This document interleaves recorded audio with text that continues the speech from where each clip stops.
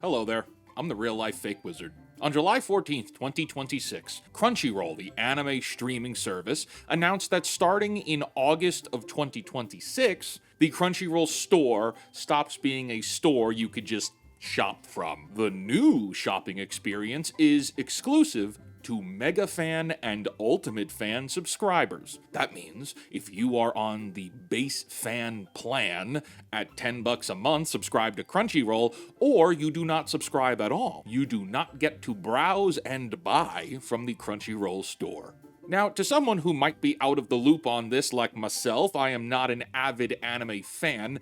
The Crunchyroll store is a place to get physical media of anime, manga and books, collectibles, exclusives, toys, clothing. It is a storefront to access a luxury hobby in the anime sphere.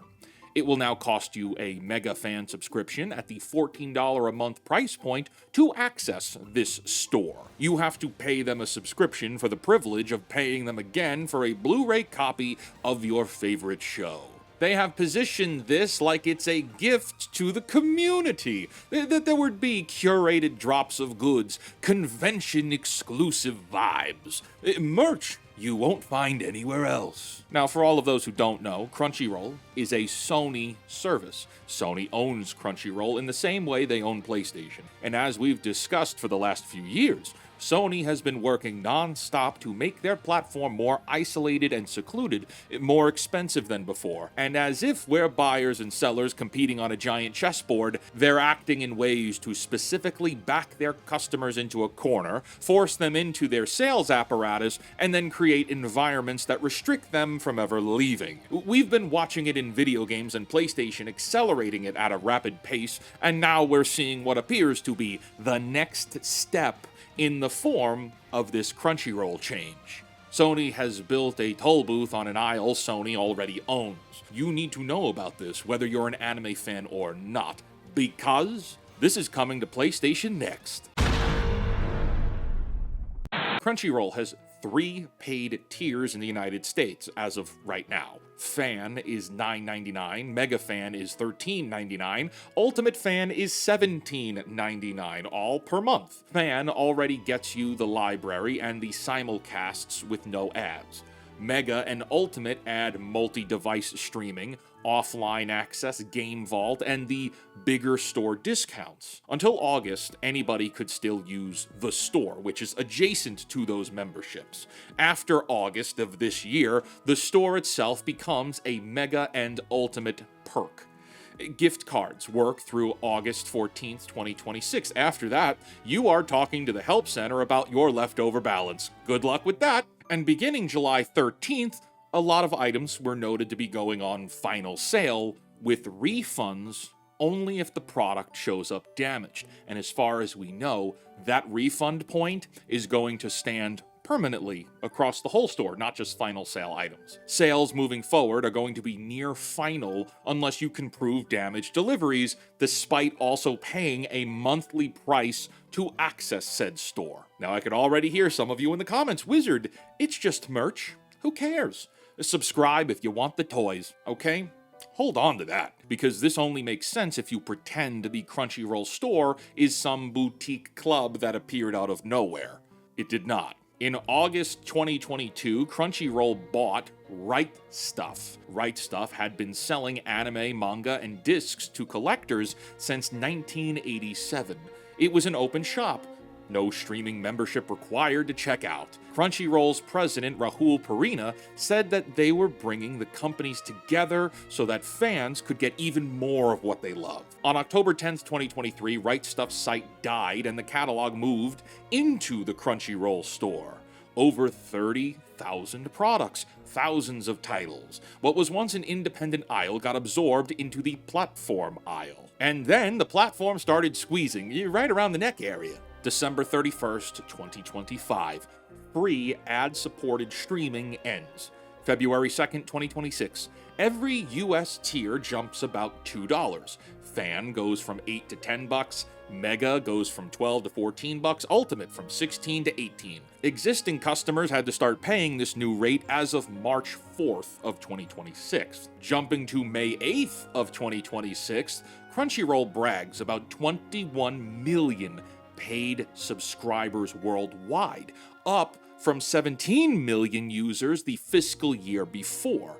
And that's funny, because just a few months prior, in March of 2026, layoffs hit HR, product, and e-commerce, and reporting tied it to a shift in e-commerce strategy. Funny how these companies see record profits, revenues, and subscriber counts, but need to keep making cuts. And then that brings us to July 14th, where we see the announcement that the store is going members only for the 2 expensive plans. Do you see the pattern? This is not a company struggling, nor have they gotten smaller and or desperate, okay? Sony won the anime streaming race. They got bigger, richer, and more concentrated, and now they're locking the doors, and the building's on fire. And that brings us to the point where we have to call it what it is. Sony is an anti-consumer company. Making someone pay $14 a month for the right to spend more money is anti-consumer. It is a tax on access. But what does anti-consumer mean, right? A lot of people use that phrase when talking about companies like Sony and Nintendo. Well, anti-consumer is not a company charged more money, okay? Companies charge money. That's commerce. Anti-consumer is when a company rearranges the deal so that your options shrink, your ownership gets weaker, your exit gets harder. The only path left runs through their reoccurring billing system. It is when the product you think you bought can disappear because a license expired. And specifically, we're not seeing just a store going exclusive. This isn't Costco offering bulk discounts. We are watching a method being played out on platforms, plural for platforms, where Sony is raising the cost of staying inside the apparatus, killing the alternatives that allow you to leave and dare you to walk away from a hobby you've already sunk money and decades of time into. This conversation is bridging gaps between anime fans and video game fans. And so let's examine some of the timeline of these movements Sony has made. The first thing they have to do, and the first thing they've done, is discourage physical media and physical access. Sony bought a controlling stake in Funimation in 2017, then fully acquired it in 2022. They bought Crunchyroll in 2021 and merged both together a few years later, leaving just Crunchyroll as the main commercial point of access for streaming anime. Okay, so that's a hint of monopolization, right? And as we said earlier, Crunchyroll bought Right Stuff in 2022. That store was historically one of the largest retailers of physical media in North America, and that is the same store, fast forward, that is being paywalled to access now. So right here, just in anime and manga, we see massive concentration into one space that will punish you for leaving because you lose everything. If we turn our attention to gaming, there's a lot more data there to look at too. November 2025, PlayStation rolls out variable priced gaming, meaning they can charge me a lower price and you a higher price based on studying our spending habits. Obviously, this is intended to eventually encourage you into habits of spending more money, by the way. Think about it. They start off with games that I might see at $40, but you see at $25. Maybe next time a different game is $27. Next is $30, next is $35, and you're buying all of them because they're so much cheaper. And maybe after 2 more, they start putting their sale prices at $40, or more, considering how much they've dynamically priced you into conditionally spending more money. And this works in reverse also. You may price yourself into cheaper selections, but the strategy overall is to condition you into spending more over time.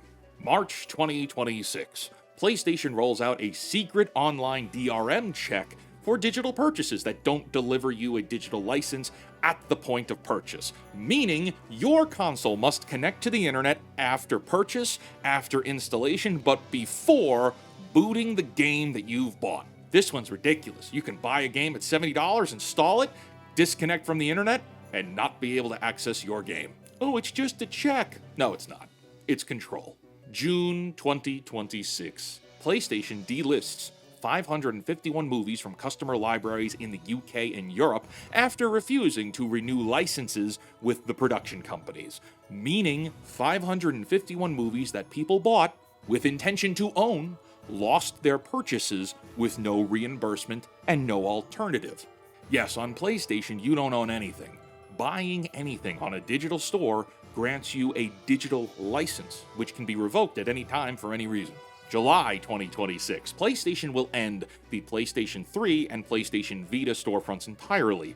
If you don't get those digital goods before July 2027, which we just said you don't really own, you won't be getting them legally again. July 2026. And the big one here, PlayStation will no longer be shipping physical discs starting January 2028.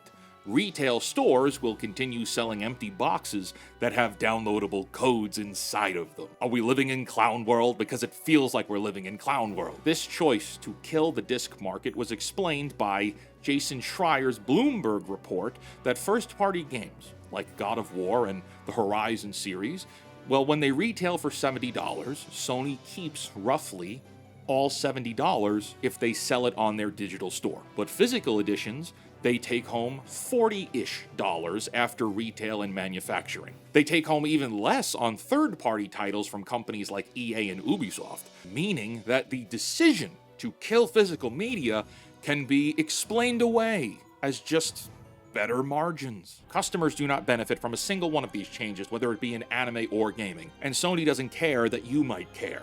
According to Schreier, Sony is banking on you eventually accepting that everything is digital now. You will be, more or less, corralled into a corner and you'll be trapped because you spent so much time and so much money participating in this ecosystem, they think you won't be able to see other alternatives as viable options. Think about it. If you own 50, 100, 150, something obnoxious, if you own even one game on PlayStation, the likelihood of you wanting to leave is low. And you see, none of this was done overnight. Sometimes it's inches, sometimes it's centimeters, but it's all going in the same direction where you pay more, own less, and can't leave. So what do? What are we supposed to do? Because boycotts in the comments don't work. Ratioing a tweet does not work. A petition can hit 300,000 signatures, and if you're in the United States, that means nothing. Sony executives will see it and laugh at you. Schreier already noted in his Bloomberg report, Sony believes their digital base is big enough on PlayStation. Loyalty is strong enough. The angry minority is small enough to lose. And if they think this about PlayStation, then they for sure think the same way about Crunchyroll. Let's play this out. Sony put a membership on the Crunchyroll store.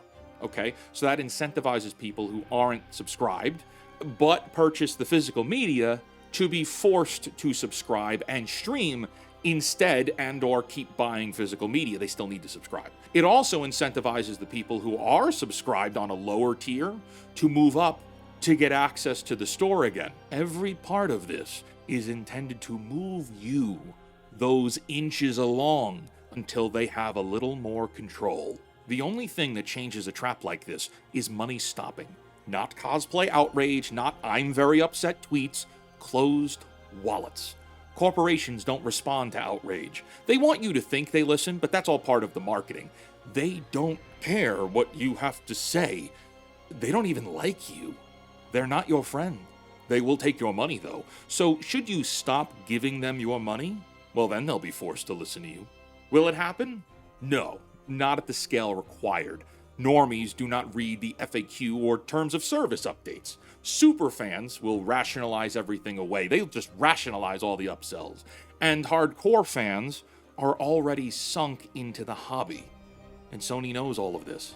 That is why they built the corner to back you into this way. The people most capable of hurting them are also the people most addicted to the product.